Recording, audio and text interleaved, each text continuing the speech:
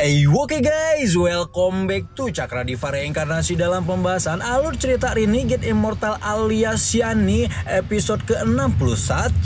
Seperti biasa, kita review dulu pembahasan alur cerita episode sebelumnya di mana pertempuran antara wilayah salju Suyu dengan aliansi 4 sekte menjadi semakin intens setelah kemunculan kupu-kupu merah asli Hongdi dan seorang utusan dari kerajaan Sujaku yang kerjanya menjadi backingan wilayah salju dalam pertempuran. Karena campur tangan kerajaan Sujaku, wilayah salju pun auto berada di atas angin setelah mengatasi para pemimpin pasukan lawan. Setelah mengambil alih kepemilikan tungku hujan dari Zoutai dan pimpinan 4 sekte dihabisi, maka aliansi 4 sekte pun resmi dihancurkan dan Wang Lin pun melarikan diri dalam persembunyian panjang.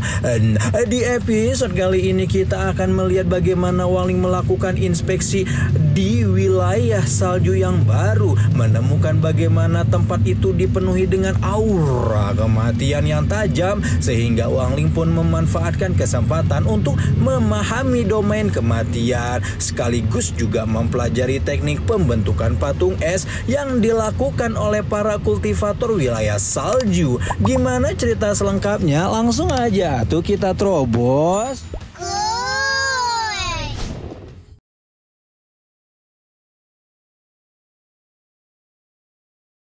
Wang Lin yang awalnya tampak kebingungan karena melihat bagaimana wilayah salju yang baru penuh dengan aura kematian padahal ada banyak manusia, langsung melakukan inspeksi dan akhirnya menemukan bagaimana manusia di tempat ini memang tidak lebih dari sekedar budak untuk para kultivator keabadian. Hidup mereka diabadikan untuk memahat semacam patung kayu yang kemudian ditukarkan dengan sandang pangan kebutuhan sehari-hari. Wang Ling jelas tidak senang melihat kehidupan yang tampak kejam seperti ini, namun harus diakui bahwa wilayah salju merupakan tempat yang tepat untuknya memahami domain kematian dalam rangka memperdalam pencerahan ranah niat hidup dan matinya.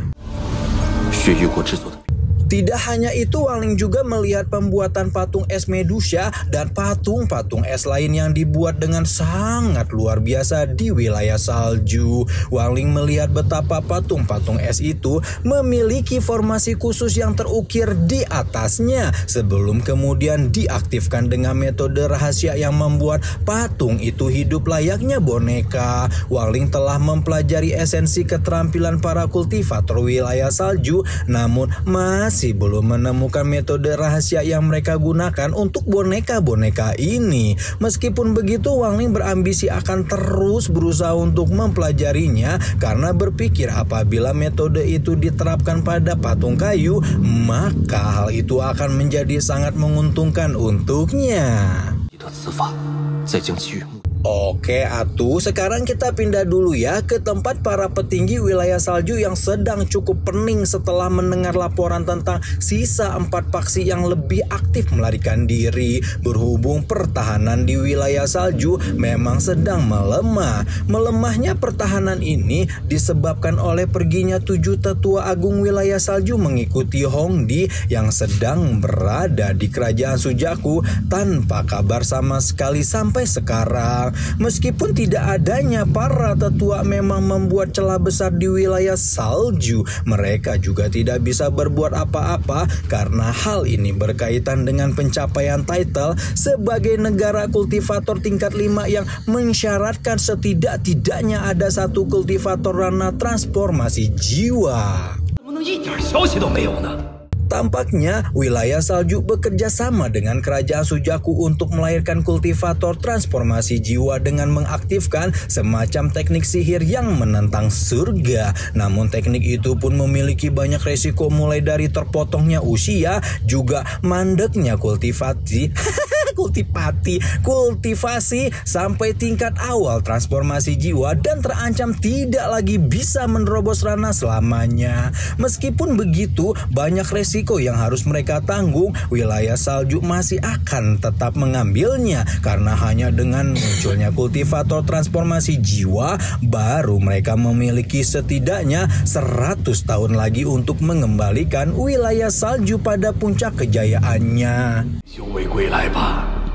Sekarang kita balik lagi ke Wang Lin yang sedang berusaha melebur dengan wilayah salju dan menemukan bahwa wilayah baru ini terbagi atas beberapa kota dan setiap kota dipimpin oleh seorang penguasa kota. Wang Lin berpikir bahwa pasti tidak semua penguasa kota ada kultivator yang kuat dan untuk mempermudah jalannya menyatu dengan kehidupan kota, Wang Lin pun mencari penguasa kota yang cukup lemah dan bertemu dengan penguasa kota ke-72 dengan kekuatan formasi inti tahap akhir yang bernama Sun Soyi untuk meminjam identitasnya.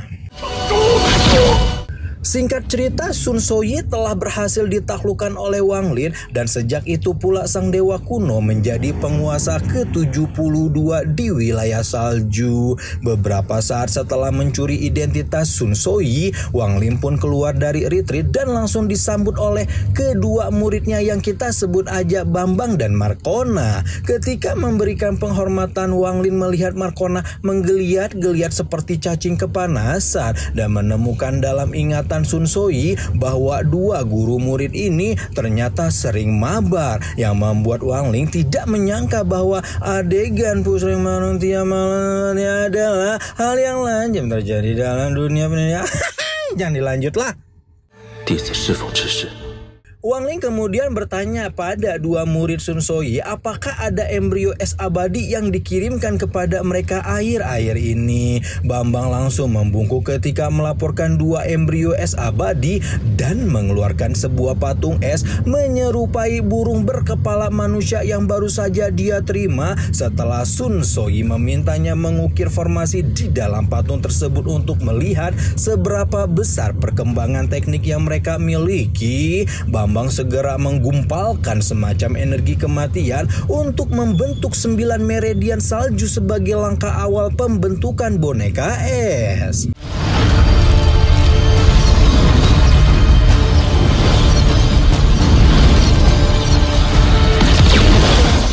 Wang Lin mengamati baik-baik apa yang sedang dilakukan oleh Bambang dan menunggu dengan sabar karena setelah membentuk 9 meridian salju, para kultivator harus mengaktifkannya dengan teknik formula es jernih untuk benar-benar membangkitkan boneka salju.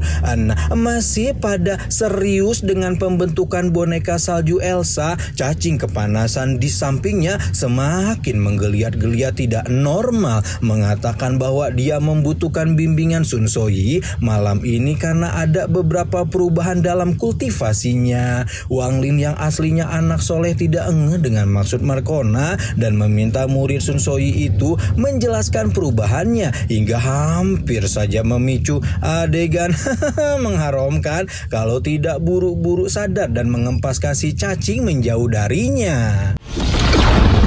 Markona auto terkejut-kejut melihat Sun Soyi tiba-tiba mode stay halal brother bukan muhrim dan buru-buru meminta maaf, berpikir bahwa gurunya seperti sedang tidak ingin diganggu. Tidak banyak memperdulikan Markona dengan segala keharumannya. Wang Lin pun meminta Bambang melanjutkan tekniknya. Bambang mengikuti perintah Wang Lin dan segera menggunakan teknik formula es jernih untuk menyuntikkan jiwa ke dalam patung es. Namun ternyata energi yang masuk ke dalam patung menjadi tidak stabil dan akhirnya membuat burung berkepala manusia itu meledak sebagai wujud kegagalan pembentukan boneka es. Wang Ling sedang menganalisa penyebab kegagalan Bambang, juga tingkat kesulitan Formula S Journey ketika diganggu dengan kemunculan murid pertama Sun Soyi yang kita sebut aja Ujang dari perburuan sisa-sisa ahli 4 sekte. Ujang melaporkan bahwa dia baru saja menemukan tempat persembunyian sisa ahli 4 sekte tersebut dan berniat untuk melaporkannya ke kuil salju sebelum dikejutkan karena gurunya meminta untuk diantarkan ke sana. Meskipun Ujang bingung, Ujang tetap mengantar gurunya sampai akhirnya tiba di tengah pegunungan salju yang menjadi tempat persembunyian sisa 4 sekte. Tanpa pikir panjang, Wang Ling menerjunkan diri ke dalam gunung membuat Ujang semakin bingung karena biasanya Sun Soyi tidak pernah mau mengambil tindakan secara pribadi. Tanpa mempedulikan tatapan bingung Ujang, Wang Ling masuk ke dalam formasi luar kemudian langsung menghancurkan formasi di bagian dalam gunung ketika mendapat serangan dari seorang pemuda yang bernama Chen Huan yang merupakan tuan muda sekte jiwa hitam.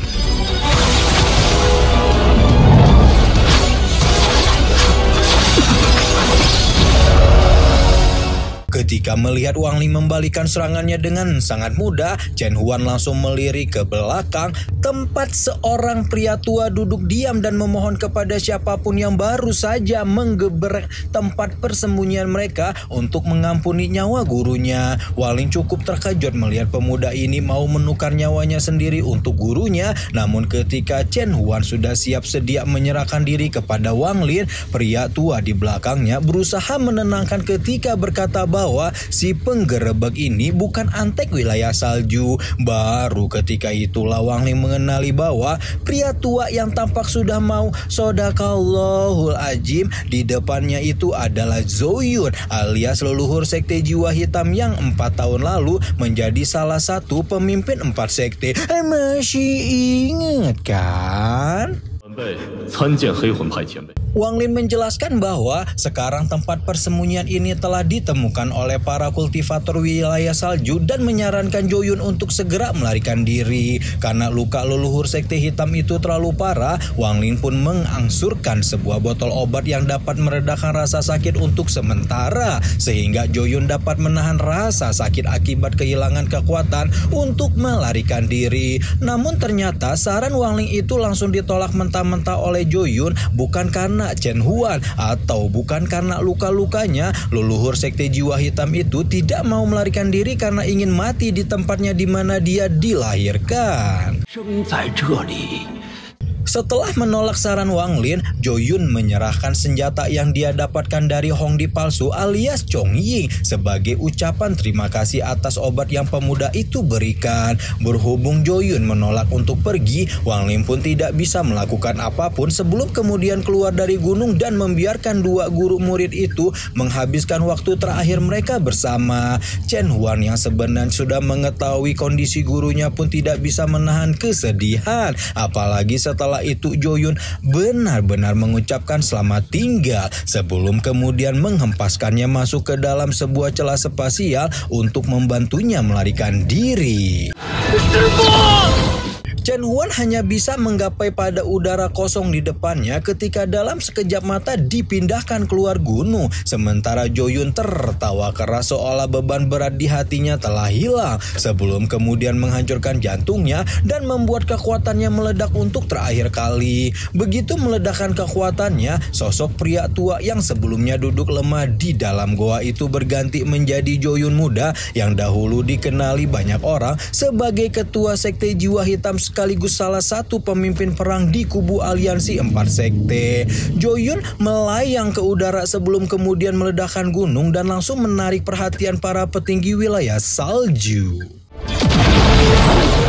Chen Huan hanya bisa meraung penuh kepedihan ketika melihat gurunya meledakkan kekuatan untuk terakhir kali, sementara orang yang ditangisi dengan garang menantang para anjing-anjing wilayah salju untuk keluar karena sekalipun dia mati hari ini, Zhou Yun tidak akan pernah menyesal karena mati untuk membela sekte dan tanah kelahirannya. Dalam sekejap, pertempuran yang sangat menyayat hati pecah menunjukkan bagaimana Zhou Yun telah setengah hancur setelah berperang menghadapi antek mengatek Dajjal wilayah salju. Dan ketika waktu terakhirnya telah tiba, Joyun kemudian mengumpulkan seluruh kekuatannya yang tersisa sebelum akhirnya meledakkan diri dengan tawa yang menyebar ke seluruh cakrawala.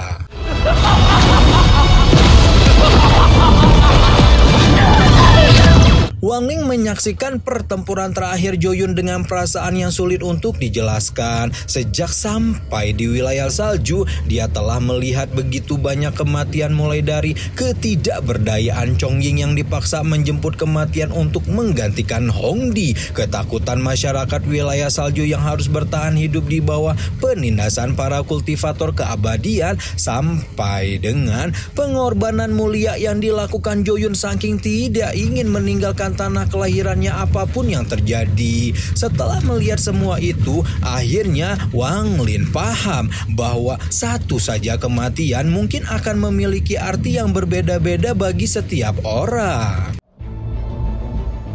Setelah kematian Joyun, tanpa terasa 3 tahun sekali lagi berlalu dan Wang Ling telah menghabiskan waktu-waktu ini sebagai Sun Soyi untuk memperdalam penelitian tentang patung dan boneka salju. Setelah memahami cukup dalam tentang metode rahasia wilayah salju ini, Wang Ling menemukan bahwa formula es jernih bukanlah teknik yang benar dan melakukan beberapa modifikasi dengan mengubah meridian salju dalam formula menjadi meridian darah. Dengan seperti halnya membentuk meridian salju, Wang Ling juga memasukkan sejumlah besar kekuatan yang bedanya disatukan dengan darah segar untuk mengaktifkan formasi. Baru setelah melakukan modifikasi tersebut, Wang Ling pun berhasil membentuk boneka es pertamanya yang menyerupai naga darah.